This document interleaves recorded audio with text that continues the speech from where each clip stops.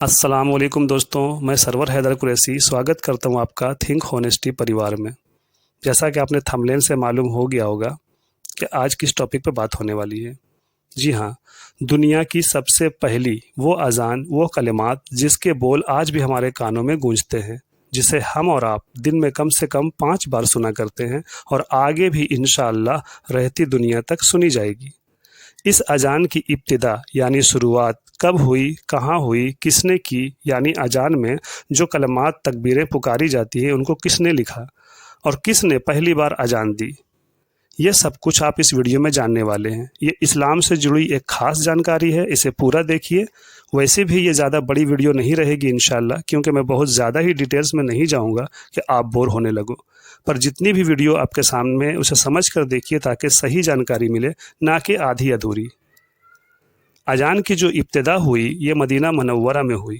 اللہ کے نبی اور ان کے صحابہ اکرام کے مکہ سے ہجرت کر کے مدینہ جانے کے بعد وہاں ماشاءاللہ باجماعت نمازیں ہونے لگی۔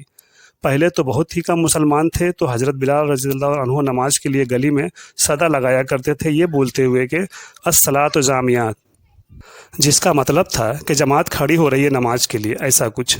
یہ ایک مشکل کام تھا، لیکن کچھ وقت بعد جب مسلمانوں کی تعداد بڑھنے لگی، لوگ زیادہ ہونے لگے، تو نماز کے لیے لوگوں کو پکارنا اور بھی مشکل ہو گیا۔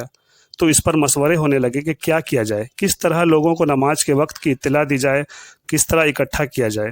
صحابہ کرام اپنی اپنی رائے بتایا کرتے تھے، کئی طرح کے رائے انہوں نے دیے جو نبی کریم صلی اللہ علیہ وسلم کو پسند نہیں آئے۔ یہاں میں زیادہ ڈیٹیل میں نہیں جا رہا ہوں کہ وہ مشورے کیا تھے اور نبی کریم کو پسند نہ آنے کی وجہ کیا تھی، ورنہ ویڈیو لمبی ہو جائے گی۔ حضرت عبداللہ بن زید رضی اللہ عنہ، یہ بھی ایک صحابی رسول تھے۔ یہ اپنے گھر جانے کے بعد اس پر بہت زیادہ غور و فکر کرتے ہوئے سوچتے سوچتے انہیں نیند آ گئی، وہ سو گئے۔ انہیں ایک خواب آیا، اپنے خواب میں انہوں نے ایک شخص کو دیکھا جو ہرے رنگ کے کپڑے پہنے تھے اور اپنے ہاتھ میں ناقوس لیے تھے۔ ناقوس اس زمانے میں کچھ بجانے کی چیزیں ہوا کرتی تھی۔ حضرت عبداللہ بن زید نے ان سے پوچھا کہ کیا آپ اسے بیچیں گے؟ اس پر اس شخص نے پوچھا کہ آپ اس کا کیا کریں گے؟ تو انہوں نے کہا کہ ہم اسے بجا کر لوگوں کو نماز کے لیے بلائیں گے۔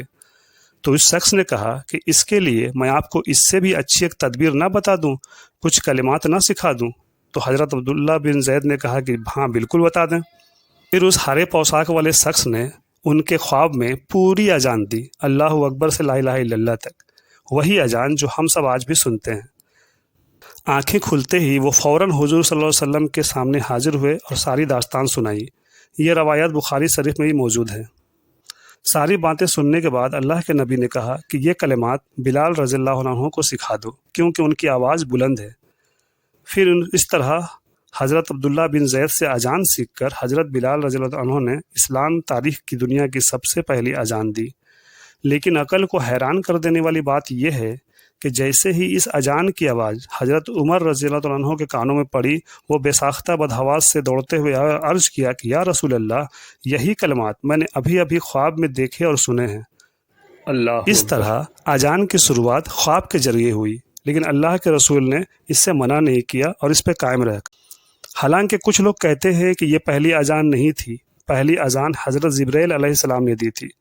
اس پر ایک پورا مکمل ویڈیو آ رہا ہے، اس کے لیے آپ رکیے گا اور چینل کو سبسکرائب کر لیجیے گا۔ اچھی لگی ہو ویڈیو تو ضرور لائک کر دیں۔